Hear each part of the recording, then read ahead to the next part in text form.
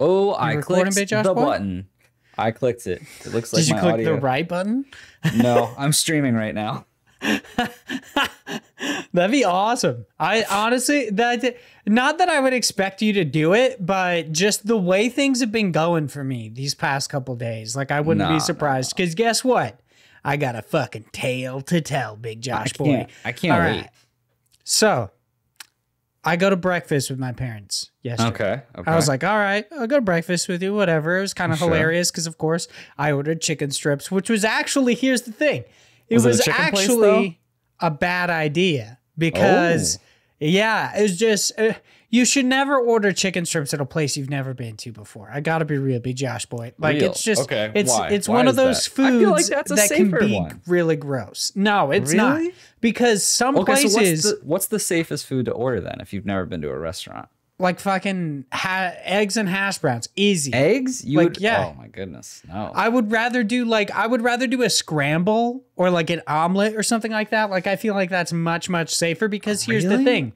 You never know how they're going to make their chicken strips because some people, they get like these pre-made ones, these pre-breaded ones and everything. And then others are like, we have homemade chicken strips. Get that fucking shit out of here. I don't want your homemade bullshit. Get it out of my life. He doesn't like when they put the cornflakes on it and like toast because it up. It just means there's going to be more hard spots. Like it's a guarantee that there's going to be hard spots. So I'm sitting here, I'm eating my chicken strips. I hit a hard spot and literally just like looked my mom dead in the face and was just like, and just like spit it out. And she was like, baby. Yeah. She was like, why? And she was like, what's wrong? And I was like, hit a hard spot. My dad just laughed at me. But that's not even part of the story. It was just like I made a mistake. I got to tell everybody, if you think chicken strips is a safe food, it's a safe bet. Safe. It's not. I think it's safe. It's not.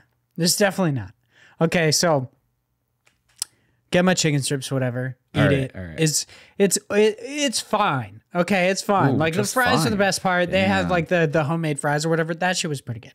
But we get like halfway through the meal. It's starting to wind down, okay? You know when you get to that point in conversation where you're starting to have those lulls and you're just like, oh, okay, this is going to be over pretty soon. Yeah. So I get my tummy's a rumbling. I was like, I'm going to have to poop his pants. Yeah. No. So I was like, I'm going to have to poop soon. So like, do I just go now while we're here? Like maybe it'll be a little bit better, or it seems like this is winding down. It seems like I'll be okay. I'll be safe to just wait and I can go home. Cause I like this restaurant 10 minutes away from my house. Yeah. Mistake number 2 of the day. Fucking terrible idea. So we're all good. We wind down, we get up, we're going to go and everything. I forgot the fact that the second you stand up, it's just like, dude, it's knocking at the back door. Like when you're sitting down, it's fine. It's whatever. But the second you stand up is like, gotta go. What's going to happen, you know? So we're walking out. I grabbed my like birthday present from my parents' car. It was like a weed whacker and like a blower and a hedge trimmer. Dope as shit. We need a weed whacker, okay? I haven't done that shit. I haven't done the edging to my lawn in like since we got the house, basically. Ooh, because we didn't have a weed whacker. So it's like then. Yeah, so our grass like this much where I can mow it and like fucking huge on the sides. Like next to the fence is gigantic. It's hilarious.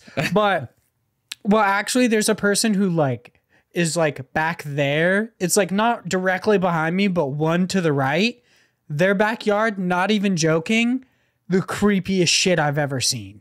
It's like, it's basically just like weeds, but overgrown for years. Ooh. Like, I don't know how long they've owned that house, but I wouldn't be surprised if the entirety of that time has been spent just cultivating weeds in their backyard. Nothing is green. It's all yellow and it's all weeds. And it's like seriously like 7 feet tall. Shit's crazy.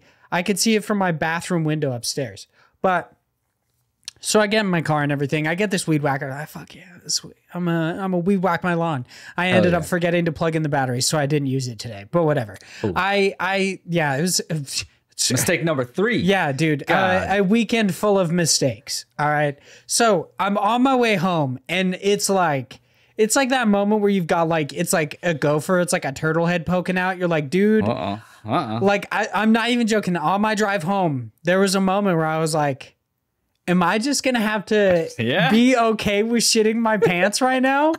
I was coming to terms with the idea. I was like, oh my God, I'm gonna fucking like, I'm gonna shit my pants. And like, I'm wearing khakis. Happens, so I was like, I'm gonna destroy these dope ass pants. I'm gonna destroy my fucking driver's seat. Like, it's just, I'm gonna have to die. I'm gonna have to just go home and just throw myself off the roof. You know, that's the only logical thing to do after that. What else would you do? Put pants still on, you know, full load in the butt part. And was it just you and Morgan? It was just me. Yeah, Morgan didn't go with me. She wasn't feeling good, so it was just me in the car. And I was driving like this. I was like, oh, and I was like fucking clenching my steering wheel so hard. But I was driving here. I was speeding like a motherfucker. Would you be more willing to poop yourself if it was just you, or like? I wouldn't want to do it all together. Like, if it was just me and it was like, I'm like, there was the moment where I was like, I'm gonna shit myself. Like, I just had to come to terms with it. I was like, I'm gonna poop my pants, whatever.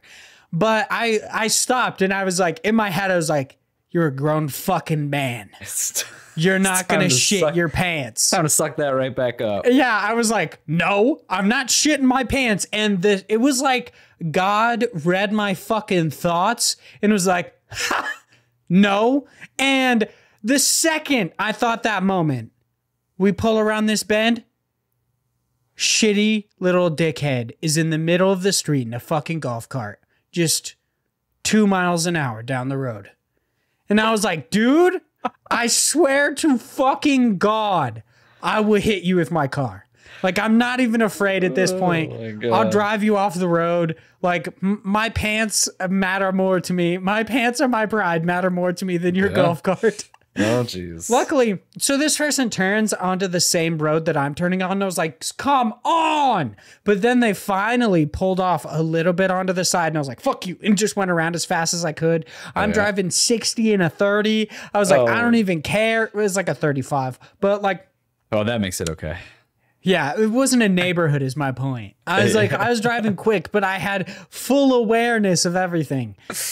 And I think my wife got it on the recording, is literally me pulling in to the parking spot, throwing that shit in park. I pop out my car, didn't even have time to close my car door. I just sprinted to my front door. And then like midway through sprinting, I was like, that's a bad idea. I don't need to do that. Like, do not do that. I was like, I'm gonna do that weird little shuffle where you squeeze your butt cheeks together and just like, you gotta become a penguin for a bit. Yep. I come through the front door of my house. I throw that shit. I was like, fucking close that bitch. I ain't dealing with you. I was like, I don't care if it locks. I don't give a shit. Go around my little stairs. I throw my keys. I was like, I don't want to deal with you. And then finally, second, my cheeks touch this porcelain, dude. It was like Armageddon. It was the worst. I was like, that would have been the worst thing ever to happen to me. And then, of course, right when I go to wipe, for some reason, my fucking like, my toilet seat shifted under me and pinched the fuck out of my ass cheek. And I was like, what is happening right now? Who did I piss off to have all of this happen to me today? Like, it was a lot. It was a lot.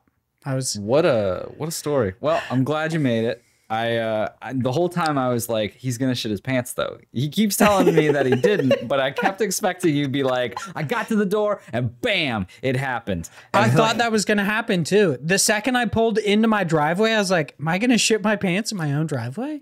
Right now. Like, is this gonna happen right now? For all your neighbors to see. Yeah, am I gonna have to just go into my backyard and hose myself off? Like, and just throw it in those that weed neighbor. Like, yeah, they'd never know. They'll never find it. In 100 years, within the next century, somebody else purchases that house and goes in there, and there's just like a shitty pairs of khakis in their backyard. Yeah. They're like, it's fertilizer, baby.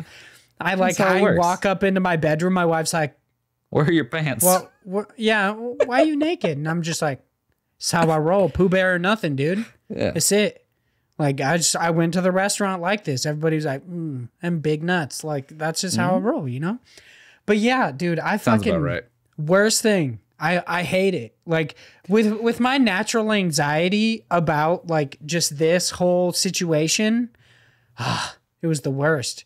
I even thought at one point in time, I was like, do I just pull off and poop on the side of the road? Like, do I do that right now? Yeah. Especially because there's like a bunch of overpasses like that I was driving past. And it's like the creepy overpasses where you expect people to be murdered or drug deals to be made. Like every time I drive that way, because I have to take that road to school, there's always this Suburban underneath one of the overpasses just chilling. And I'm like, that's definitely some sort of drug deal or like somebody's getting an HJ. Like weird shit's happening over there. Could be. Yeah, and they're always gone by the time I come back. They're always gone. So I'm like, what's happening? They knew that you had to poop. They got out of the way. I would have hit their car. I would have moved them. You know, I would have moved him. Been like, this is my poop territory. I just crouch on the side of my car. That's the way you got to do it, dude. Got to claim your territory. You got to let them know. See, and then I wouldn't have anything to wipe with. I would have had to take off one of my socks and just be like, this is what I got to do. You know, I'm already shitting on the side of the road. I'm not trying to get my pants fucked up, you know? So I mean, yeah. If you went all that way to do it in public and to have the embarrassment of being almost caught by someone while they're driving and just be like, why is this guy pooping on the side of the road? What is this hobo doing? And be like, oh, I don't know. Might as well just wipe my butt with a sock. It's fine. Yeah. It's fine. It's fine. Hello and welcome to IndiePod, an indie games podcast, your weekly source for all the indie games news you need to know. This week, we do have actually one news story for you. I can't say it's like a gigantic one. It's not a massive one, but it is a one that we're going to talk about today. Before, of course, hopping into News Cram, God bless the crowd answering your listener questions. And that's about it. We don't do anything else. There's nothing else from us. We got nothing. That's all you get. But before we get into any of that, I would like to introduce myself, just the perpetual bowel movement, Vaughn Hyde, alongside my illustrious co-host, the biggest of average Josh Boys. How you doing today, big Josh boy? Man, what a way to start this episode. Like, such a shitty story to get us down that road. It's all downhill from here, baby. Oh, absolutely. That's how I like it. Just downhill perpetually. Yeah. That's what we get. I'm doing well, though. I'm doing well. I'm ready to move off of that topic and go to something different. So, of course, before we get into anything, got to go through some housekeeping. Please check out our developer interview going live this Wednesday, the 15th of September. This one is with Ian Beckman. They are the director of Big Sur Games, developers of Cosmos Quick Stop, once again, that is going live this Wednesday, September 15th. Of course, after that, while you're in your browser, you're like, you know what am I fucking do? I'm gonna head over to the fucking IndiePod Teespring. I'm gonna pick up a shirt. I'm gonna pick up a sticker. And you know what? It's never gonna be anything else. I'm done. Like it's never am I gonna put anything else on there. It's over. It's whatever now. It's whatever. I'm glad you finally accepted it though. You know, I know there are a few things in life that I'm just like, I'm never going to fix it. It's putting that shit to free services. It's never going to happen. Yeah. And putting new shit on our Teespring. It's really never going to happen. I've wanted that hoodie, but we're just never going to get it, y'all. Yeah, never going to happen. Easily. Never. I'll just, unless I do it on a whim, it's never going to happen. Whatever. Nah, I don't see it. Cool. I don't see it happening. We'll be canceled before that happens. Oh, yeah, definitely. I talked about how I'm going to shit my pants for 11 minutes. Yeah. People think we're going to stay on the air or whatever. Nah, definitely not going to happen. Nah. Also, while you're in your browser, head over to YouTube, subscribe to us on YouTube. It is just IndiePod, really nice, concise, easy to find. You can check out the clips. You can check out these videos. You can check out some of Josh's old reviews. Of course, you got like the Everhood, Omori. Good shit. Mm-hmm. Please leave us reviews on any site in which you can do so. Specifically, iTunes helps us out a lot. It helps us reach a wider audience so they can just come upon the majesty of indie games. And lastly, thank you so much to all of our amazing patrons. If you give us any amount of money, I love you. These lips touch your lips one day. But before, just like skin to skin, you know what I mean? Just like... I told you, dude. Canceled. But of course, I've got to read off all the $3 tiers and higher because that's just what we got to do, you know? So, Ethan and Gamer for Fun. John. It's just John.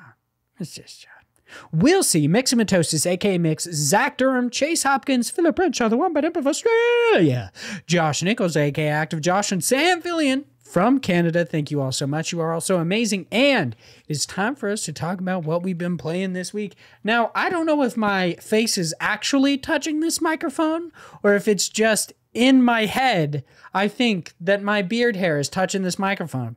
But if it happens again, I'm letting you know, it's roof time. You know, I'm just going to hop off. I'm going to take a swan dive. It's going to be fine. It's whatever. Like, too many things have gone wrong this weekend. If I hit this microphone one more time with my face and or my hands, it's fucking done, dude. It's done. I'll switch to like a camera on my phone in this Discord, you know, some way that we can record it. Dive off. Josh, I'll fucking write my note. I'll be like, Morgan, you gotta fucking give Josh this file, you know? Yeah, sorry I did this to you, but this weekend has just been too much for me. Give this file to Josh, and then she'll give it to you. You edit it together. Boom. Easy. Done. Episode of Indie Pod done. That's the last one. Know? That's how we finish. But that's like, here, this is for everybody else. I'm going to back up a bit, you know? I'm going to try to keep my face away from this microphone so we don't have to come to this catastrophic end. I haven't noticed it at all, so I think it's in your head. See, that's what I mean. I think it's just, I don't even think it's actually happening. I'm so far away from this microphone right now, dude. You're near that mic. You're going literally delusional. What the fuck is touching my face? I don't know. Your hand is touching your face. Chill out. Did I tell you that I think my house is haunted? Like, no joke. It's probably because you keep shitting in it like that. Dude, it's either that or like I'm schizophrenic, and it's like schizophrenia runs in my family. At this point, it's like, which one would be better? So much. That is one of schizophrenia? My schizophrenia. Yeah. Schizophrenia and like spooky. And dementia are two of dementia. The biggest things that I'm like so afraid is gonna happen to me. And there was one time I was looking up and it was like, oh, one of the biggest causes for things like dementia is like you not getting enough sleep. And I'm like, I never get enough sleep. And I was like, I'm worrying myself not getting sleep because I'm gonna get dementia because I'm not sleeping enough. And it's like this endless cycle. Yeah, dude, my grandma, my dad's mom actually had schizophrenia, and there's a little bit on my grandpa's side as well. So it's like, it's possible, but like, no joke, dude. There's been several instances of just weird ass shit happening in my house. And I'm like, am I going crazy or is there a ghost in my house? Because like, it could really be either, you know? Oh, yeah. Like, and I know we're going to talk about what we've been playing, but I just got to go into this again. I keep changing the timestamp. I know. I've seen you do it like 5 times. So I'm chilling. I'm sitting there. I'm eating like fucking, I think it was KFC or whatever. One day I picked it up on my way home from school. I'm chilling in my living room. I'm watching like anime or some shit. I think it was actually Brooklyn Nine-Nine. Sitting there watching the new like season 8, whatever. Exactly, right? Jake Peralta, best anime protagonist ever. So I'm sitting there, I'm eating my famous bowl, you know, no corn, because that's just fucked up. And I just hear this like massive pop next to me. And it was like somebody took a firecracker and like blew it up right next to my head. And I was like, what the fuck was that? And I looked around my house for like 40 minutes. Couldn't find it. Have no idea what it was. And I was like, what blew out an eardrum just happened? Like, I have no idea what happened. I was like, okay, whatever. A couple days later, I'm sitting there, I'm laying on the couch. I hear footsteps that are like right next to me. And it's like barefoot on the ground. Like, you know, you can hear it coming up next to you. Bare footsteps right next to me. Turn around. Nobody was fucking there, Josh.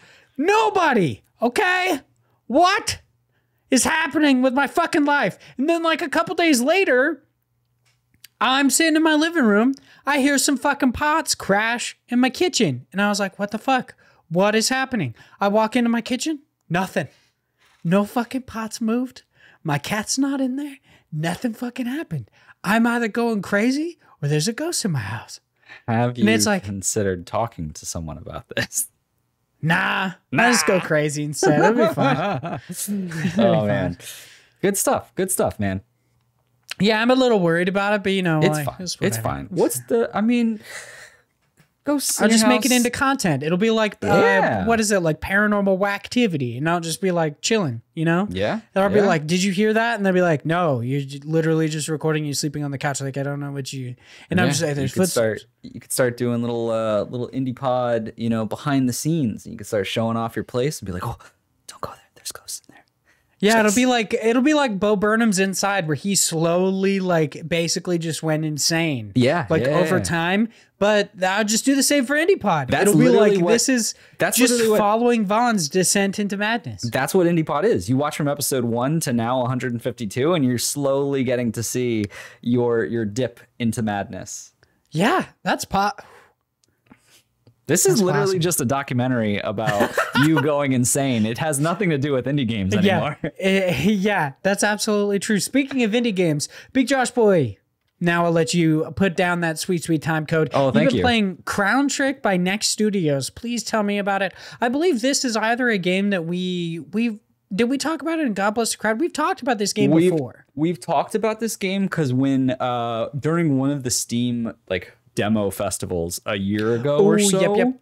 Mm-hmm. I went on a big, demos run of just like, I wanted to play a bunch of demos and try them out. And this was one of them. So I talked a little bit about it, but this is officially out. And it has been for a little bit now. But it released on Game Pass and I wanted to give it a quick look because it was something where I had fun with it, but it wasn't anything that like blew my mind at the time when I played the demo. So once again, Game Pass, great because you get to just pick something up and try it. But I've been digging it. I've played for the last 2 days and I've put in a couple of hours onto it because I got sucked into it.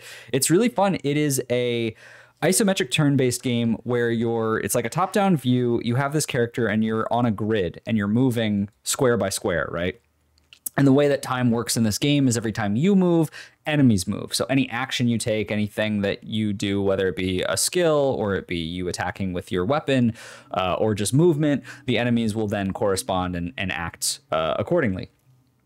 And so a lot of it is just, strategy. A lot of it is random because it's a roguelite game where you're constantly getting elements of power-ups and different weapons. And there's like even gambling machines in it that will sometimes show up that you can play to try and get better, loot and things like that. But the main idea, I like the story of it is you're waking up in this dream world and you find this crown that is a pompous jerk, but is basically all knowing and unfortunately isn't like all powerful without, I guess, a person to have the crown with them. I don't know exactly why it works that way. Yeah, basically. So you're walking with this crown and you're trying to fight these beings, these creatures in this dream world, this ethereal world that is haunting the real world because of all of these nightmares that are coming about. And so you're going into these different floors and going to different parts of this dream world to then defeat these enemies to help restore what is normalcy to the outside world. And so a lot of it, like I said, is really cool because it plays into the roguelite trope of you get to technically roguelite because there is progression in it if you're having trouble with certain areas. But you have two different forms of currency, gold, and then you have like dream shards. And then gold is like further run to use and the dream shards are later to spec into things like making weapons stronger or making your damage, just general stats higher. It's really cool because it has this familiar system where basically what happens is you can have 2 familiars at any given run, and it just equates to having 2 spells for each of those familiars. But the way it works is those familiars are like these enemies, these boss type monsters that you fight throughout. And so whenever you defeat one, then they'll be available to this pool of different skills that you have. So it's cool. Nice to be able to see these enemies, to fight them, and then get their powers that you're fighting against. And then each floor has a number of bosses. A boss at the end of each floor. You then have these like mini bosses, which are familiars. And you basically just keep playing on kind of a loop like that of like go through floors, fight a couple bosses, go through floors. And it's usually like, from what I've seen, about like 3 major floors and then a main boss at the end of each one. And then when you do that, you beat like a run. And it's been going in days where it's like day 1, day 2. So I don't know exactly where the story goes, but it seems like there's 5 main like story beats or worlds to go through. The one thing that I ran into, however, and this is what I will use as a warning to people who want to play this game or are interested in it, don't pick up the Xbox version just yet. That's where I've been playing it, and I just literally it's so funny because it was in the last like 10 minutes of me playing before I wanted to get ready for the podcast and jump on here. My game crashed, and it's stuck in a crash that literally you cannot fix, and it will just never let me play that save file again. The developers, it's stuck on a forever loading screen where I boot up the game and it just loads, and that's it. That blows. Yeah, dude, I was having a lot of fun with it, and I was like, oh, well, fuck me, I guess. So I could start a new save file. The developers apparently are aware of this and they're looking into it and trying to fix it. And from what I've read, it's only the Xbox version. So someone was like, just download it on PC and then it'll like take your save data and you can play there. But I don't know that I want to do that. I might just wait until they fix it and then just like go back into it. Cause it was kind of like, it was a nice, just like chill, play on the couch, kind of just going through some dungeons type game. But I was like, what the fuck, man? Like I got into it and then all of a sudden right before it's just like, nah, you're done playing. I think that's enough. You played a little bit too much this weekend. It's like the Chinese government. They're just like, ooh, you've capped out of your 2 hours, dude. There's too many hours. A little bit too much of that spiritual opium. We need to fucking chill out a bit. Let's give you that forever loading screen, okay? Yeah, okay, sounds good. So it's been quite a ride there. I'm going to continue playing whenever they let me continue. So the ball is in the developer's court right now. So it didn't like engross you enough to the point where you'd want to play it on your PC. It's still just kind of that like chill game. Like, if I get to it, I get to it. I don't know yet, because there's so like, it's not a testament to it being bad or being not good enough. There's just so many games I want to play right now that it's kind of like, it's almost in a way one of those things where it happens and you're like, well, this is just a good reason for me to play another game that I wanted to check out, right? So I think I'm just gonna hold off on it. I also do think that honestly, this might be a game that you like to play, because you always use the excuse whenever I play a game that has any element of strategy. You're like, I'm a big dum-dum. This game's pretty easy, at least for me so far. So you might enjoy it. Maybe you're just a big smart, dude. No, definitely not. The way it works is each one of those floors and each one of those bosses, you have elixirs, which an elixir basically is like gain HP and MP back, right? And so very early on, you can upgrade it to get a second elixir. And so you literally have for each floor and each boss 2 times of just being like, I have almost full health again. And I'm like, I feel like if you take your time and you like pay attention to what you're doing, like it's pretty easy, at least in the first 2 worlds that I've played. The hardest thing about this game is being able to play after it crashes. Oh, okay. All right. That's the biggest hurdle to get over, is actually playing the game. That is the biggest boss. That is the final boss, is finding a way to not have your game just get stuck in a loop. Wouldn't this be crazy if it was some Psycho Mantis shit and you had to just like change the port that your shit is in or something? I was trying a couple of things. I was like, I could brute force my way into this. Didn't work. Do you ever have those moments where you're just like, you talk to your electronics and they're just pissing you off, and you're just like, if you don't work right now, I'm gonna break you. And then they always work. I like how just I went the total opposite way. I was like all supportive. I was like, you could do it, Xbox. You're like, nah, you don't fucking do this, Xbox. I'm gonna fucking come to your house. I'm gonna get in there and I'm gonna rip you apart. No, dude, it's always like, maybe this is why my electronics break so often, is because I'm just such a little piece of shit to them.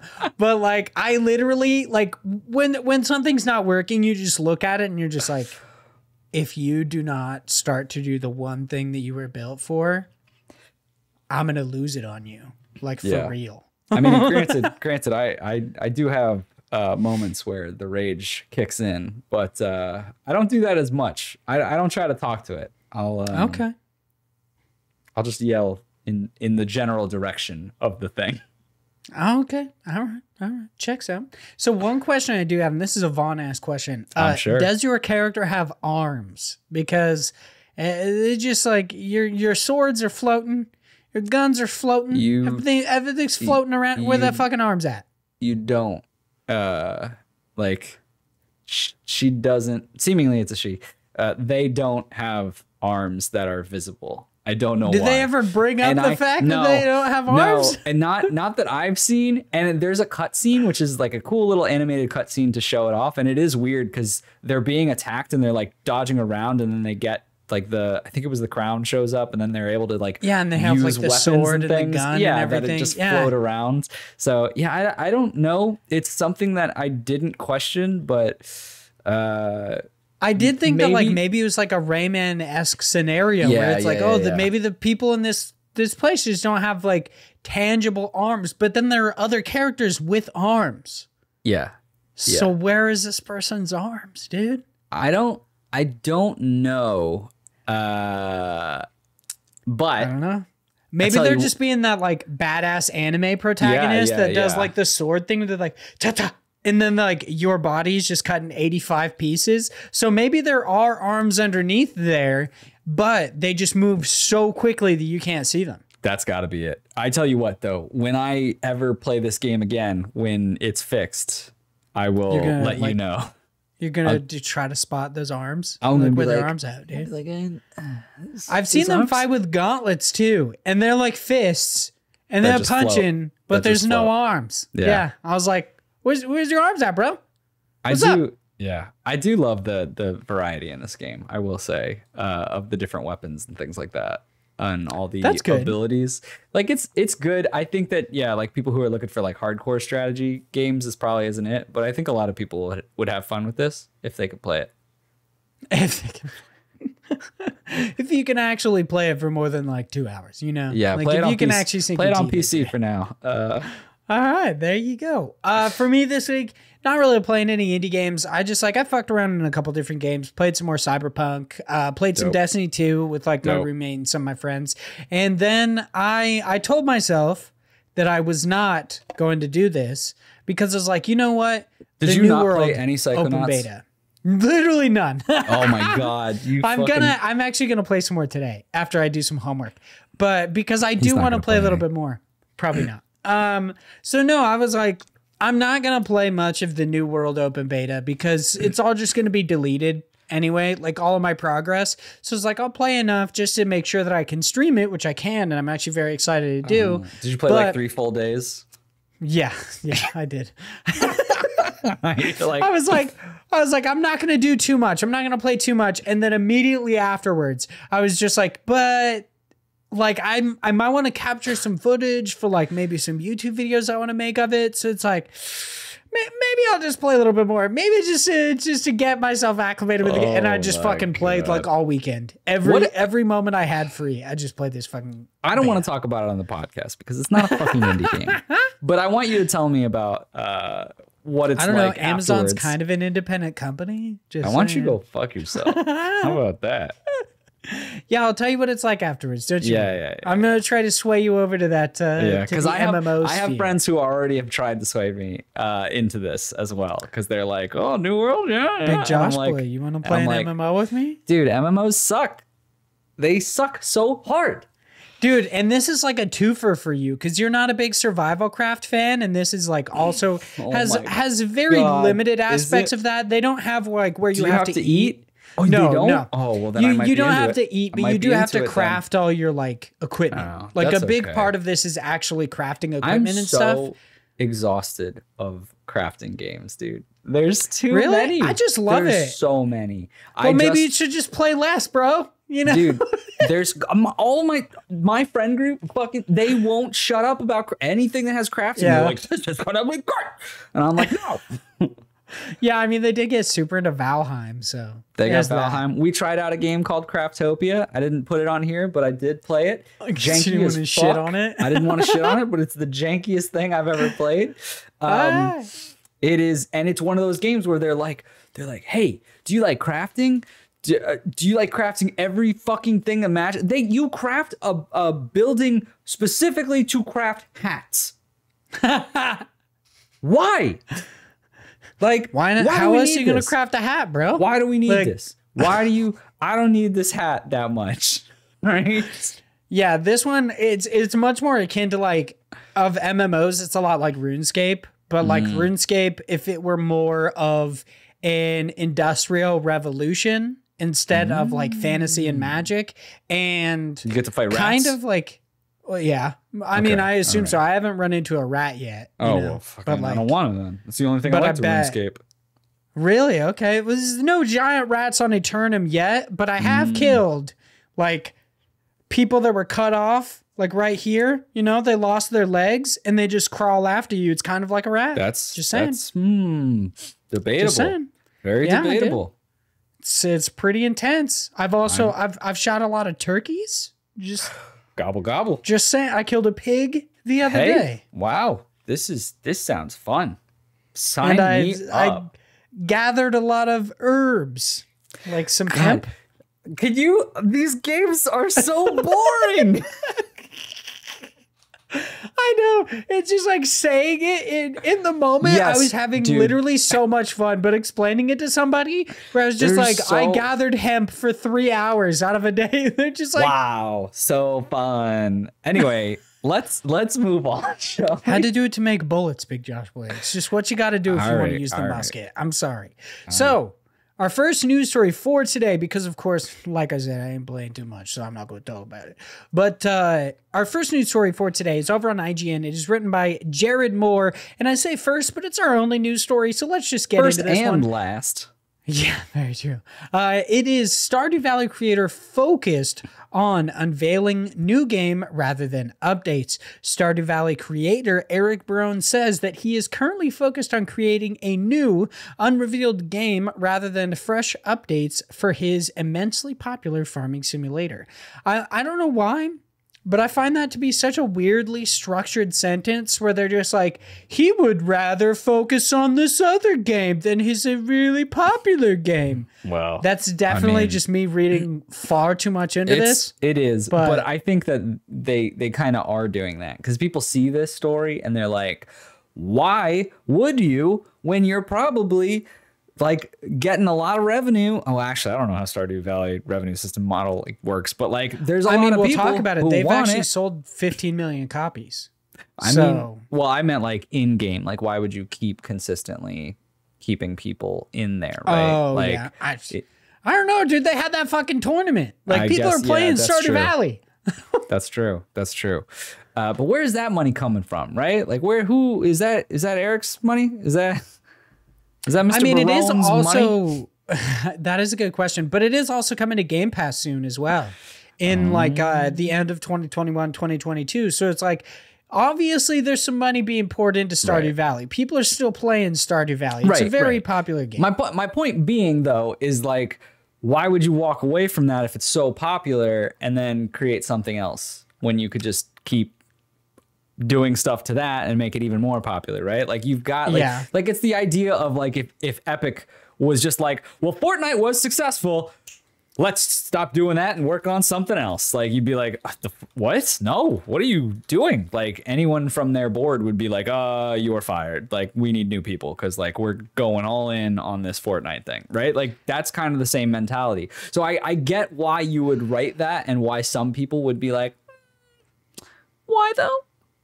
But at the same time, I mean, after so long of working on this, I feel like the dude's probably like, fuck, I'm bored of this. Like, no more. Dude, okay, so this Stardew Valley came out in 2016. And as the story goes, I believe he worked on it in solo development for 5 to 6 years. So he worked on this for 5 to 6 years to 2016 and is still updating and working on it until now when he switches over to a different project, dude. He's been working on this game for like over 10 fucking years. Yeah. It's make something else if you want to. Like, why is everybody being a bitch about this? It's like, who gives a shit if you're not going to get updates? And it's like, you will probably get updates. Yeah. There are other people that are probably going to be working on this game. Like, I don't doubt that. I can't imagine that it wouldn't be something like he gets a person that he trusts from the community. Like, there's modern communities. Like, people are going to work on this, whether it's him or not. And he's also already worked with others. Not necessarily, like, I don't know about new content, but Eric Barone did not actually do if I remember correctly, didn't do the Switch port for Stardew Valley himself. Or it was like the iOS port. So like they have worked with other developers or like other teams. Granted, a port is different than new content, but it is very possible that other people could work on this game. Yeah, so for sure. Just putting that out there. But continuing with this news story, speaking recently to Zach Hartman on Twitch, as reported by Eurogamer, following the conclusion of the first official Stardew Valley Cup. And I love that it's like the first official, but they're not saying the only. This is like the first one. There's gonna keep going. been many cups, you know? Barone explained that he's currently not working on a future Stardew Valley updates because he's been focusing on a new game. I'm not saying there's going to be another Stardew Valley update. There probably is. Barone added during his response to a fan's question surrounding future updates and marriage options within the game. I don't even know at this point right now. Right now, I'm focused on my next game, so we'll see. Whilst Barone kept details surrounding the new title close to his chest, he did provide fans a few details to mull over in the lead up to an official reveal, which he then teased may end up coming sometime in the near future. I may announce it fairly soon. What it is, no one knows at this point. He said during the stream, what I will say is that it's another pixel art game, a top-down perspective similar to Stardew Valley. In some ways, it is kind of similar to Stardew Valley, but it's also not a farming game. It's something different.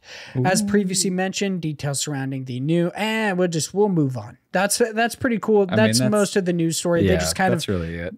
Yeah, they reiterate that they did the Stardew Valley Cup. People won $40,000, whatever, and they made a board game, which is pretty cool. But like, how do you personally feel about this? Granted, we already kind of talked about it, but it's just like, this guy's been working on this game for 10 fucking years. Let's just let him work on something else. Yeah, let him do something else. I mean, here's the thing, like, we talk about it all the time when it comes to indie games, that one of the best parts about them is the fact that people are so passionate about doing something that they really want to invest time in. And that's why you usually get these games that are so full of not just always creativity or just, you know, uniqueness, but you have this just feeling, which sometimes isn't as like easy to quantify or to describe, but like they just feel a lot different and they feel like they're special in some way. And if someone is spending 10 years of their life on something and then at a certain point is like, and granted, that's not to say that they do feel this or that I'd want to impart that like Eric is it anyway being like, Stardew, I can't do any more of this. Like, I'm sure that's not the case, but like, yeah, spending that much time on something, you obviously want to broaden your horizons a little bit, because otherwise, you know, they're like, even if they did stick with this, at a certain point, you kind of lose that room for innovation just because you're constantly stuck in the same box. Like it would behoove him to actually move away and do something different so that they could get new ideas and a fresher mindset to then possibly even come back to Stardew Valley and create, you know, implement new things that were in whatever this game is or whatever comes about. Like, I don't know. I think it's good to hear that they want to work on different pieces, just because, like we said, 10 years is kind of a long time.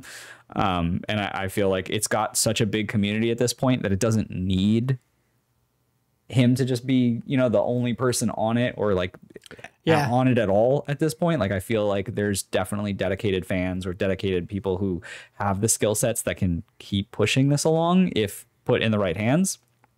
Yeah, it's something we talked about like way back when it was like, did Super Zoo Story or like Zoo Story, I can't remember what it was called, steal assets from Stardew Valley. One of the things they talked about was that some of the assets that they may have stolen were from mods that had been made for the game. So I don't see any reason why, like, if Eric did want to continue this but not actually work on it themselves, why they couldn't just hire people that had been doing mods for the game. Right. It's not unheard of. Lots of companies actually do that.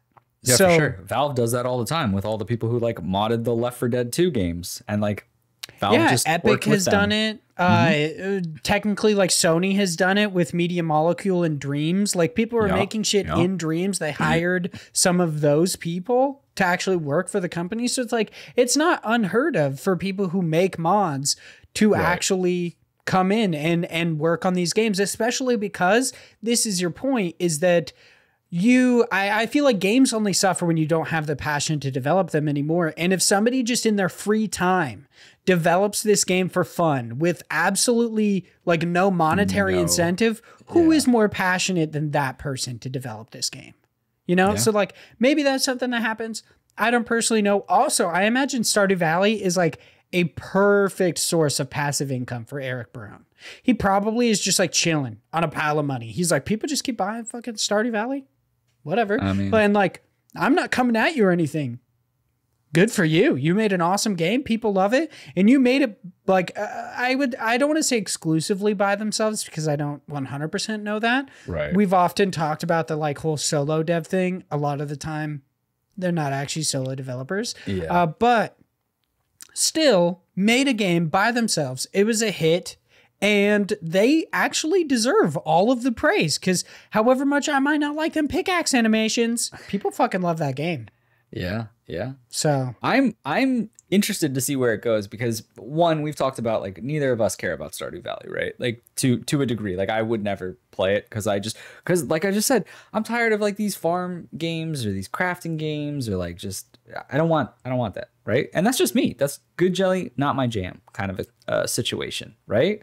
But I'm excited because a lot of people have such high praise for this, and when you know, it's said that it would be kind of similar, but it's not a farming game. I'm like, all right, I'm listening. Like, let's see what it is. Like, I'm excited to see what comes out of this because if it leans more into like my genres of choice, maybe this is a game that I'd be super excited about. Like people love Stardew Valley. There's got to be something good in there that, you know, I'm sure if I played it, I would like certain aspects of it. Right. But it doesn't appeal to what I'm looking for. Whereas this might. So I don't know. It's and of course, I always throw this out. Like, I don't care until you actually show me the game, but we'll see where it goes.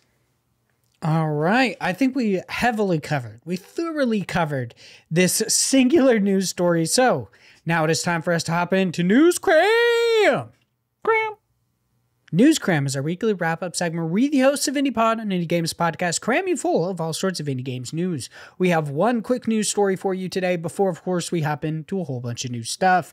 Our first and only quick news story for today comes by way of Twinfinite, where it's reported that Eric Barone, aka Concerned Ape developer of the uber popular farming simulator Stardew Valley, has released a statement revealing that the aforementioned game has surpassed 15 million copies sold across all platforms.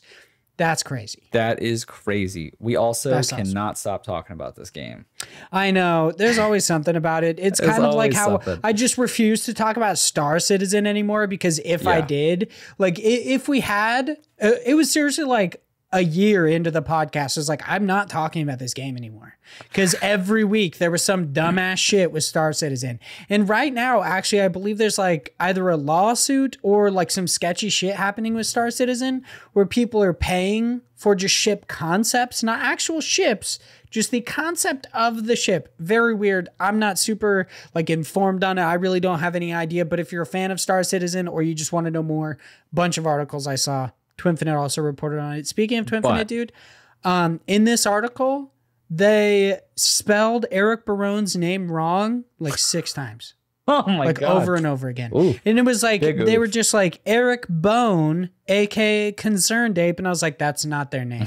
That's really, it's not. And this is another like a trial for me where I tried to put a comment where I was like, their name is Eric Barone, not Eric Bone. But then there was like, you have to sign in to this weird commenting service or whatever. And I was like, I'm not going to fucking do that. You just get to look like an idiot. And I was like, maybe instead I'll like, because they have like links to the author. And I was like, oh, okay, maybe I'll hit him up on Twitter, send him a DM or something like that. But literally like, Eric Bone. Yeah, their DMs weren't open or anything. So I was like, I don't want to just call you out on Twitter and be like, hey, BT dubs, bro's name is Eric Barone, not Eric Bone. I don't know where you got Bone from. And they say it several times in the article. They think their name is Eric Bone. Eric Bone. Like, you don't just make that mistake over and over again without thinking that is their fucking name. Well, what are you going to do? Congrats to Eric Bone. Fucking, oh man. Turns out there's some dude who stole like Eric Barone's identity and just goes by Eric Bone. It's just him with a big mustache. Maybe it's like a Ted Mosby architect scenario where like that episode of How I Met Your Mother where like there's Ted Mosby that is the porn. He's he works in porn and Ted's like, what the fuck? And then he starts going by Ted Mosby's sex architect and he's just like, no, dude, go by a different name. Like it's just, he's trying to get him to switch his name. Maybe it's that same thing. Maybe it's Eric Bone. Maybe Eric Bone is actually Bone just. Does sound like a good name for a porn. That's a good porn name, dude. Yeah. That's a good porn name. I like that. Now on to some new stuff. Our first 4 items in new stuff come by way of Nintendo Life, where it supported that action fighting game. This is the only way I thought to describe this game. I really don't know if that's how they describe it, but whatever. Fistifluffs by Playfellow Studios is headed to the Nintendo Switch and PC via Steam on September 23rd. I believe this one was showcased in one of the Wholesome Directs, not the most recent one, but before, where you just play a bunch of cats beating the shit out of each other. Oh yeah, but they're very like wholesome. They're like ragdoll-esque cats, where it's like kind of like gang beasts. It's a little weird. They describe it, from what I'm seeing here, as a physics-based party game. But you just beat the shit out of each other. Physics-based party game. All right. That turn-based tactical roguelike game, Ruin Raiders by Overpowered Team, is headed to the Nintendo Switch and PC via Steam on October 14th. That farming and village life game. This is how they described it. So it's like, all right, I'll just take that. Stardew Valley? By Plukit. Is headed to the Nintendo Switch on September 23rd. And that fishing and building game, Luna's Fishing Garden by Cold Wild Games and Illufinch. I really don't know. It's Illufinch. I don't know. Illufinch. I don't know. Whatever. Is now available on the Nintendo Switch. Now over on Twinfinite, where they supported that, a puzzle platformer, A Juggler's Tale by...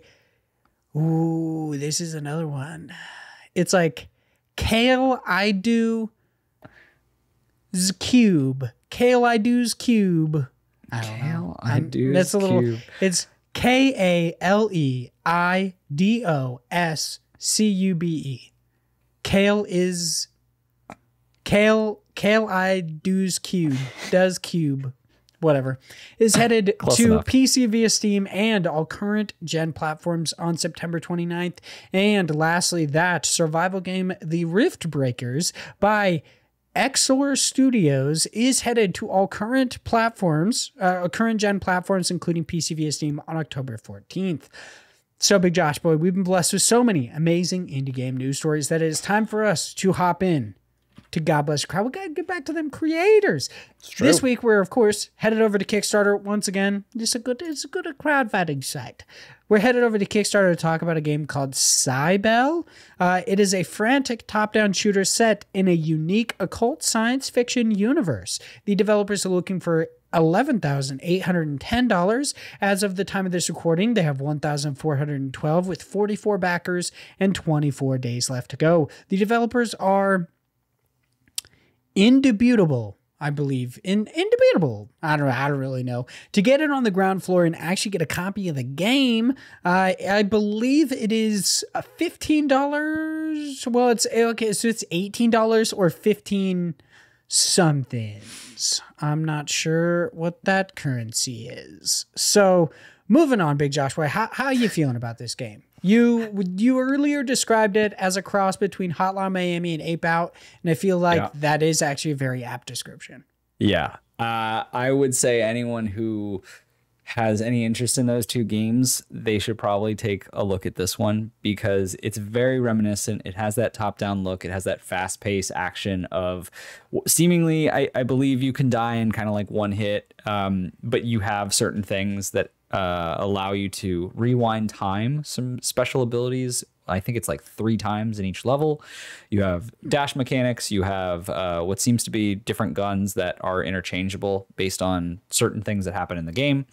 I don't know. It looks pretty cool. This isn't like I've never been, although I've never played it, but those games like Ape Out and Hotline Miami have never really like spoken to me. I've never cared too much to play it, but I know that there's a lot of people who like that style and who are interested in this genre. I guess I don't know that I'd call it a genre, but this like type of game. The top-down like frantic action games. Yeah, I feel like it could be almost said that it is a genre because these games do feel a lot different than most others. Yeah, very true. That being said, I think that there's a lot in this. I do like the story of it, of these powerful witches giving you this innate, just like immense power to take revenge, enact revenge on seemingly these people in a tower. I don't know why the witches wanted you to kill everyone in there, but they're like, you can have this power, but also kill everyone. And you're like, good, that's just what I wanted to do. Like, yeah, it is a little weird. You're like, you didn't think that was a little serendipitous that you're just like, sweet, the guy that I want to kill is in that tower too. I think it is also interesting that like the developers are seemingly deliberately trying to keep that a secret from you because they say their memories, this character's memories, their idea or their memory of that pact is actually very vague and they don't remember, but their revenge is crystal clear. So it's just like, yeah, you're definitely not going to be killing the right people. Yeah, like, yeah. So it's interesting. You're about to get fucked. But I do like that because they have the fact that a mysterious story in which the player is free to obey the witches or resist them, leading to a different story, alternative bosses, and endings.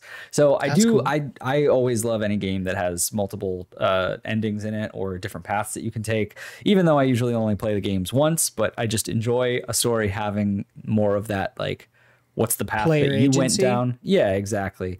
Because and then it usually will result in either people playing it more or just people who are super interested and like go down that rabbit hole of like, let me look at all the different story beats and like what happened and why did I get the certain one that I chose. And I'm a little confused at this just because I don't understand really the time frame. Like this game seems to be a little bit of a mix between like a roguelike game and then not at the same time. Like it seems like it would be quick enough to play them because it's 3 chapters, but then they're like 30 different levels and 6 unique bosses. Yeah. And I'm like, does it happen always or like, is it based on that path I take and then I have to replay it to get that? Like, I don't really know that. That's one of the things that I would like to know. Ultimately though, I feel like, it still the content's there. So it's not like you're missing out on anything, but a little unclear on how timing works of like, how long is this game? Or am I constantly replaying the game? Like that I'm not too sure of. That being said, I mean, I like the look of it. I like the black and red theme. I think that for some people that might be an issue. For some reason, I feel like that's like an accessibility thing. I don't know why.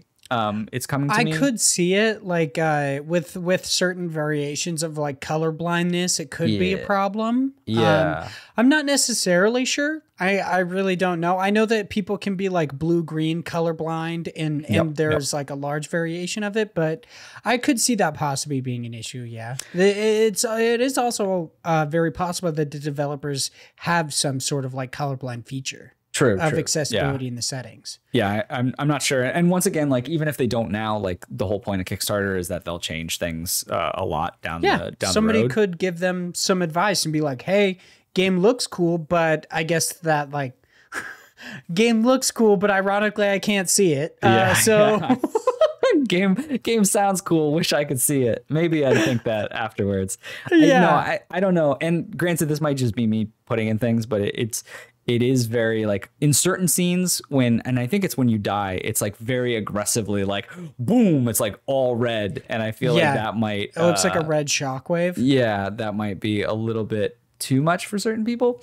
But that being said, like I do like the theme of it and how it has this very like dark, but vibrant world at the same time. Which I think plays into, you kind of like running around the corner and killing all these people anyway. Yeah, I don't know. I think it's good. I don't think it's for me, like I said, but I think anyone who does enjoy those top-down frantic games, shooter games, I think this is something that they should look into. All right. Yeah, I think the powers that you're given are pretty interesting. Like the few that they list here. I like the quick dash, something I've enjoyed in every game, especially since Hyperlight Drifter. Big fan of the quick dash. They also have the predator sense, which allows you to slow time. That's always cool. Love slowing time. And lastly, they kind of just talk about your weapon. Her weapon is the claw.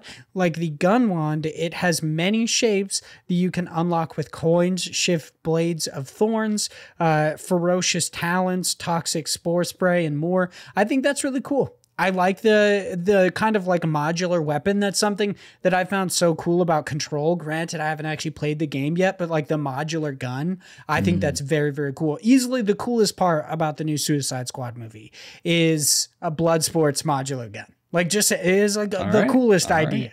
It's just being like, I'm going to take a fucking twig from my pocket and it's a different gun now. Like it's really cool. So I'm into the idea. I think the game looks really cool. Granted, there's a demo. Maybe I'll try it out. Maybe I'll like it enough to toss him $18. But Big Josh boy, got anything that you want to say before we move on to our listener questions? Two things. One, I'm glad you brought up the demo because I remember that. They said the first chapter is what you can play, which also leads me to believe, like, how long is this game if you could play the full first chapter if there's only 3 chapters? Which this is just, I need to play the demo and find out. But also, one chapter could be longer than another. And 2, this is super selfish, but I really like that they, in their stretch goals, put not only their currency, but also the stretch goals of US dollars. Because there's so many times where they'll have a different currency and they will show what amount they need to get to a certain stretch goal. And I'm like, okay, but I don't know what that means in the US one that I'm seeing here. Like, yeah, that was one of the things with Crowsworn where like, I was like, did you get the stretch goal? Yeah. Because I'm not sure. Like it shows me in dollars, but you're in this currency. Like I've never been sure. Yeah, that is a very good point. It's super selfish because it's like US dollars isn't the only currency type, but I'm definitely appreciative of it. Yeah, it is. It is very, very nice. So we'll see how Cybel goes. Game looks really interesting, really cool. If you are a fan of either Hotline Miami or Ape Out, check it out. I especially want to check out the demo to see how the music goes with the gameplay. That was one big thing. Well, in Hotline Miami, it's kind of a thing as well. It's like that really pulse pumping music during the game. But then in Ape Out, it was all about that freeform jazz that goes along with your movements, which is always really interesting. I mean, not saying that Cybel's meant to be anything like that, but I want to see how the music does coexist with the gameplay. If it's anything like the trailer, it definitely has more of that like techno-y heavy metal type feel to it. So I more what I would attribute to like a Hotline Miami of just like very it's very, very punk, if you will. Aggressive. Like, let's be real. Like, it's an aggressive game and it's an aggressive soundtrack. So let's see what's up. This game looks interesting. But now it is time for us to head in to our listener questions. Our first listener question is, of course, written by Philip Brenshaw, the Wombat Imp of Australia, writes in and asks, would receiving an anal probe be worth it if it gave you conclusive proof that aliens existed? And I do love that you're like, you're kind of walking out on a limb where you're just like, I mean, what kind of proof am I getting here? Like, is it just that my butt hurts? Like, somebody could say they're an alien and probe you. Also, I've never thought about what exactly entails an anal probe. Are they just putting something in your butt? Like, how big is it? You know? That's true. You know, like the G-spot for a male is in the butt. Yeah. Is in the butt. I've been told that several times. I'm learning about alien truths and I get some pleasure out of it. Fucking win-win, boy. Do you ever wonder if it's like the whole anal probe thing is actually just a kink? Like they aren't doing it. Like in reality, aliens are not actually probing people because they want to know anything about you. They just like stuffing things in people's butts and they're like, good for you, good for me. Let's do it, baby. Yeah, maybe. I don't know. I mean, that's maybe why they're seeing what species like butt stuff as well. Yeah. You know? They're like, you like this? They're like, we like it too. You like a little butt fun? What's up? Like, let's hang out. Why not? You know, but I guess they're doing it a little bit more aggressively. I mean, it really depends on the size of the probe. I've been discussing butt play, but I'm just like, I don't know, you know? Like, yeah, I mean, Maybe. Like, I if like it. can we I start like at it. like a pinky, maybe move good- up, like, you know? But if it's like the thickness, I'm thinking the probe might not be worth it. Like, if they're gonna destroy my butthole, I almost pooped my pants this weekend. I don't need to just eviscerate my anus. You know what I mean? True. Like, but it would give you conclusive. Here's the thing, though. This is what I mean by What could you do with like, that, is it though? just conclusive evidence for you that you're like, aliens do exist, but then you walk up to somebody and you're like, aliens butt fucked me, and then they're just get like, away from me, you weirdo. Like, I don't want anything Yeah. to do with you. they're thinking you're all tinfoil hat, and you're just like, no, but really, like, you should see my butt. It's like, it's fucking, you know. But like, also, it's do you want to show people that? Would you be like, yo, Is that the well? That's Guess- my point. Is like, is guess that who- is my gigantic gaping asshole the proof of alien existence? Like, is that the only Well, proof I get? I don't know, because I've seen some porns where it wasn't an alien, but it's gaping. Yeah, it's a good point. Good point. So it's like, what's the proof here? I guess if you were giving me documented proof, like, you give me a stack of papers, you're like, this is Aliens even are from your true. own government. Sincerely, the aliens. Like, oh, very legit. You're giving me, like, you say conclusive proof. So it's just like, I need something real, something concrete other than my just gaping asshole. You know, it's like, I mean, if they'd leave so, the probe. Man, that You would know? be. You Dude, poop where's out your a probe proof? and It's you- inside me. It's Like, you go to the government, you're just like, I mean, let me go take a doo-doo real quick. You'll have your proof. Like, you That's. got a strainer? I like how in this scenario you come to them before you've done that part, and you're like, "I have proof, but also, Yeah, please give you me 1 never second. know Why if, don't you like, poop it out it will- first?" Because you don't know if it's going to evaporate in the air, dude. You don't Why know what's would going to you? happen the second this leaves your anus. So you go to the government. You're like, videotape me taking a fat shit, and like, you'll see the proof, you know? Imagine show doing that, and the is government so- is just like, "Is this guy's just trying to get us? He's just trying to make Dude. us watch him poop." Yeah, I mean, man, this show is ridiculous. I can't believe Yeah. we do this It's every week. it's a slow descent into madness. I That's know. really what it is. Well, I'm glad the government knows that there's aliens that do exist, and now we all know what your butthole looks like. Yeah, very true. Have you ever heard a song? I wonder what's inside your butthole. No, Someone taped. So this is one of those things where, like, if I ever have a kid, I won't do this because I think it's nuts that parents will put this kind the of fact that content. you're starting this conversation with that, like a song that's like, what's in your butthole or whatever, and then you're like, if I ever have a kid, I'm very worried as to where this is going. The child it's just a little girl, and she's playing like kind of like a strum guitar, like a toy guitar, and she's like, I wonder what's inside your butthole, like just going into it, like making a huge song about it. And she goes, maybe there's astronauts, maybe there's aliens all inside your butthole. It's a banger, dude. And so there's a guy who took that, and, like, first off, it's ridiculous that parents will be like, this is hilarious, let's put it on the internet. And it's like, because that little That'll girl's follow gonna them grow for the up. rest of their lives. That little girl's yeah. gonna grow up, and they're like, what are you known for? And she's like, I'm the butthole girl. Yeah, in high school, they're just like, I wonder what's inside your butthole. What's that? She's fucking, yeah, kids are so mean. That's why I have like a pact with Morgan that when we have kids, we will not show them.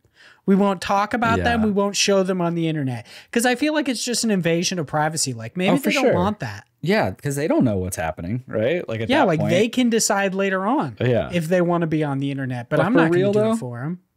We wouldn't have to wonder what's inside your butthole. Yeah, because you could see it from space. Yeah. That's what I'm talking about, dude. Yeah.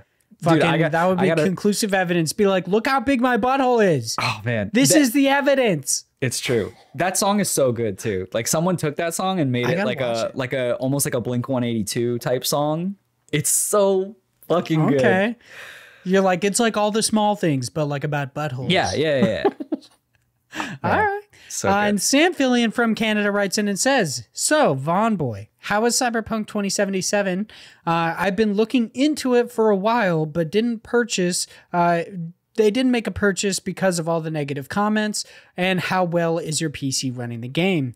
So the game itself, actually really good. I'm enjoying it. The reason I ended up buying it was because Hello Future Me did, and they're a YouTuber that I really enjoyed. They previously did and still do like a lot of the Lord of the Rings lore, which I've always really loved, but also they do like lore about other series. They do like How to Train Your Dragon lore. And recently I've been watching a lot of their videos about different like books to read. So like I purchased the Childhood's End audiobook on Audible and listened to it because of their recommendation. It was really, really good. But they did a review of Cyberpunk 2077 from more of like a cyberpunk standpoint, not talking about how good the game is based on gameplay or anything, but talking about how good it is based in like the cyberpunk-esque universe. And they talked about like Neuromancer, Cloudpunk, and all of the themes that go into a cyberpunk universe and how well that is done in Cyberpunk 2077. That video is 2 hours long. I got halfway through it and I was like, you know what? Fuck it. I want to play this. I think Johnny Silverhand is pretty cool. Like, let's go, dude. Fucking Keanu Reeves looked dope as shit in that Matrix trailer. Let's do this. So I bought it, started playing. It was like $40. It's like, whatever, dude. I've been wanting to play this for a while. I'm actually like, I really like it. I think it's a lot of fun. I really enjoy the world of Cyberpunk. I think it's really cool. I think it has a lot of like really interesting enemy diversity. All of the different cliques or gangs within Night City are really, really cool. I think the Voodoo Boys are easily like the Voodoo Boys, and I believe they're called the Mox are actually, or the Moxies.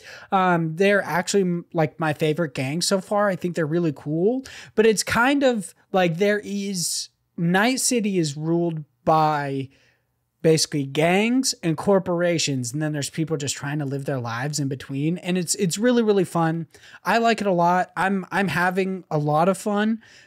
I haven't like I probably put in like 13 hours, but it runs great on my PC. I don't have any problems. I've got like an RTX 2070. I've got 32 gigs of RAM. I mean, I've got like a decently, I guess, beefy rig, like not anything crazy, but it's like, it's not bad. It definitely runs better than it would on consoles. I'm having no problems with it. If you've got a PC, like I'm not recommending you play this on a console. In no way am I saying purchase this game on a fucking console. No way. Not do it. At the very least, until they actually come out with ports for PlayStation 5 and Xbox Series X and S. And I mean the actual ports for them, not like playing the PlayStation 4 backwards compatibility on PS5. I'm talking about the shit they made for PS5 that they recently delayed. That is what I'm talking about. Do not play it on consoles until then. But on PC, as long as you've got a beefy enough rig, it's pretty sweet. Like I enjoy it. Nothing in it necessarily like really blows me away. I think the story's really interesting about this relic being implanted in your head and Johnny Silverhand kind of slowly corrupting and killing you. Not on purpose. It's just what they do. Like their consciousness is overriding yours. That's really cool. Alt Cunningham's story is really interesting. And I think it just brings up a lot of like really interesting topics about like, who are you? Who is your soul outside of what your physical body is? I think that's really interesting. And just the overall like diversity of human beings in this game, really, really cool. Even in like, so did you ever play Witcher 3? Yeah. Did you ever do the fist fighting tournaments? I don't think so. No. Really? They're so much fun. I always loved them because like you just randomly get in bar fights and do fist fights until the last one, and you have to fist fight a troll. And it's like really, you have to fist fight like a rock troll. It's super fun. Easily some of my favorite quests in that game, which is weird because like they're not in depth or anything. They're just fist fights. But in Cyberpunk, they do a very similar thing. But the first fist fight I got into, they really lean in to the Cyberpunk version of this, where the first fist fight I went into were actually two twins that wanted to be like each other so much so that they put neural implants in their head. So they were technically just one mind with two bodies. And it was very weird. So you just had to fight them both at the same time. Granted, once you figure out parrying, nobody can fuck with you in those. Literally, they just go to hit you and you're just like, bah, bah, bah, bah. You just like deflect and then just slap the shit out of them. It's real easy. And that's just what I did because I couldn't really get a hold of like the power attacks and dodging. I was just like, nah, I'm just going to go fucking AC1, like Assassin's Creed 1, chilling out here with Altair with the hunting blade and just fucking murking dudes as they try to hit me. But overall, I think the game is really fun. Being a fan of like the cyberpunk genre and what that entails, I think it's really fun. It's actually got me more interested in like classic cyberpunk fiction. Like I really want to either read or listen to Neuromancer, but yeah, or like what is it? Dreams of Electric Sheep. I can't remember. It's the novel that Blade Runner is actually based on. I would actually really like to either read or listen to it. But yeah, it's cool. Overall, I think Cyberpunk is really fun. I think it is worth a purchase on PC if you have a good enough rig to actually do it. Not on consoles. Do not buy this game on consoles. I'm just going to reiterate. Don't. And that's it. That's it. You know? There you go. All right. Good answer. Yeah. Yeah. So that is the end of this episode. Thanks everyone so much for listening. If you would like to chat with us outside of the show, you could do so in a bunch of different ways. Specifically, I would recommend following us at IndiePod over on Twitter for stuff that we can't actually tell you on the show because it ends a little bit too early. You'd be surprised how often that shit happens because this is a weekly show. You get notifications of when we go live, some talk about indie games, and so much more. So once again, follow us at IndiePod. No spaces, none of that. We don't even need an underscore. We fucking got it, which is weird. Big Josh Boy, way back when I got that Twitter, he was like, that's a little weird that you got that, but okay. That's pretty cool. So I'm very glad that we did, and that's why we changed it. It's good that we got that, because that was literally, it was just such an easy way to be like, all right, this is just the new name now. We might as well be what we already called ourselves, you know? Exactly. You can follow me at Hyde Legion. That's HYDELEGION. I will soon be Twitch streaming again. Granted, it will probably not happen until I would say like the first week of October, because I do actually want to stream New World. New World comes out on like September 28th. And I am actually going on a vacation to San Francisco at the beginning of October. So it's like, I want to make sure that I don't like, oh, I'm supposed to stream this Friday, but instead, no, I'm just going to wait and start streaming after I come back. But you can follow me over on Twitch. It's twitch.tv/Hyde Legion. Super excited to play some. I've had a lot of fun playing the game outside or just in this open beta, and I think it'll be really fun to stream. I'm excited to talk to peeps. You know, I've been watching a lot of Isekai. A lot of the people who hop into my stream, big Isekai fans. So like, I'm fucking stoked to listen to speak to them about it. You know, you can follow Big Josh Boy at _Jorsh90 over on Twitter.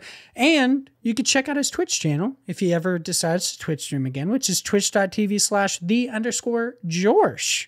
Big Josh Boy, you got any plans for the Twitch streams? You can get back into it. You don't got that second job no more. I don't. You're right. You're right. I am chilling. I don't know, man. I've been contemplating because I want to do I'm thinking about doing, you know, video reviews again and starting to possibly do something like I wanted to do, like maybe indie pod picks or something like that, where I do like YouTube videos about upcoming indie games or things. We talked about this kind of like to the nature of like Get Into Gaming does, something like that. Maybe not as like, I don't want to just create the same type of content, but something that's a little more personalized or something like that. So I don't know if I'm going to do streaming. I think I might do some more just sidebar video content. I'm not sure, man. I think I'm just enjoying the time off for right now, but I'll get back into it eventually. Hopefully it's I get it. Hopefully it's not like how we've been talking about our shirts and potential hoodies, and I just say this every episode, but like, I'll be back. Don't you worry. It's seriously been like a year at this point. And that's just not going to happen. Like, sorry, not sorry, I guess. Whatever. I mean, yeah. I mean, granted, I could probably be putting in work for this, but it's fine. And of course, we got to hop through the housekeeping one more time before we hop off the show. Please check out the Ian Beckman developer interview going live Wednesday, September 15th. They are the, I believe, director over at Big Sur Games. They're the developers of Cosmos Quick Stop. So once again, check that one out Wednesday, the 15th of September. Then head over to the IndiePod Teespring store, pick up the t-shirts and stickers, and that's it. You're never going to get more. Whatever, you know. While you're there, might as well just pop on the browser again, just type in YouTube, go over to IndiePod, subscribe. You can watch these episodes You could check out the clips and maybe even check out some of Big Josh Boy's reviews and such if he decides to do it. We don't know. Maybe one day. We're not sure. Who Maybe. knows? And man, a couple more it's things. Fine. It's fine. Yeah, you gotta leave us reviews on any site in which you could do so. Specifically iTunes. You gotta. Everybody says a call to action. Like, please do. No, you fucking do it. Do it. Okay? It's time. Like look, Shia LaBeouf says, just fucking do it. You know? We've got what? Like average about 100 listeners, right? Something like that. Give or take. It's like 500. It's like, oh, goddamn. What? Yeah. I don't even fucking know. We have an audience? Look, that's so many people that aren't leaving reviews. What are y'all doing? Come on now. Come on now. Give us some love, please. We need it. We need to. Mr. Vaughn and I have big fucking egos, and we need to fill it. Really, there's like a gigantic hole in my heart. I don't know why I keep saying gaping. I'm sorry. You really After the butthole talk, I'm really just on that word. But there's a hole in my heart that needs to be filled with your compliments. So please do so. And then the first fucking comment, like the first review we're gonna get is like, "You guys are dog shit. You guys are dog shit. 1 star. Shut the fuck up." Which is left my fucking review. I'm sick of you. That was the final straw. I was okay with it, but like I'm not gonna fucking. You're not gonna tell me what to do. I don't fucking get bossed around. That would be me too. That would be me. I'm so fickle, and like the second anybody tells me to do something, fuck you. Fuck no. It. Yeah. But I get it because I don't review shit, so I can't really say anything about it. Yeah, I've only reviewed a couple things. I'm really bad about it. Like I always think about it, like not with like podcasts, but like especially like with like restaurants or things like that. I'm always like, oh, I should like give them a good review. Like I should help them out, like promote them and blah blah blah. And then I just never do it. I'm like, I'm such a piece of shit. I don't know. It's like it's one of those things until you find a hair in your food and you're just like, I'm gonna leave this fucker a review. Yeah, I don't know. It's ridiculous because I find that when given the opportunity, I'm always like, oh yeah, I should be like better about this. And then it hits me like a truck with like a lot of people talk about this and it always seems like it's like, yeah, that's just dumb. Like get over it. But like, I have this weird anxiety about like just doing things and tasks where like sometimes someone will send me a text message and I'll be like, it's just too much energy. It's like the most basic. Yeah, I get it. It's the most basic thing. It's like type a few, like literally just fucking tap, tap, tap, tap, tap on this magic screen. And I'm like, oh, how could I possibly muster the energy? Yeah, it's like your mic switching thing. You're like, it's just too much. It's too much. I don't know why, man. It's like so stupid to me. And I know I should just be like, just fucking stop bitching and do something about it. But it's like, it's too tough. It's too tough. Yeah. It's too tough. It's too tough. Life is too hard. It's got first world problems.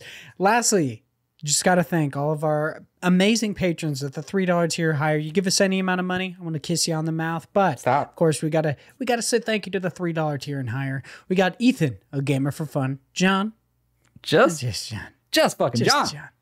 We'll see Mixamatosis, aka Mix, Zach Durham, Chase Hopkins, Philip Renshaw, the one better of Australia, Josh Nichols, aka Active Josh, and Sam Fillion from Canada. Thank you so much. You're all so amazing. And I gotta let you guys know, I just fucking touched my chin, this fucking microphone. I did it. Okay? That's the way we end. Dude. It's done. I'm popping off. It's like, I'm taking that swan dive. Good night. This is it. Good night. I'm gonna fade into the ether. It's done. Goodbye. It was great, y'all. Peace out.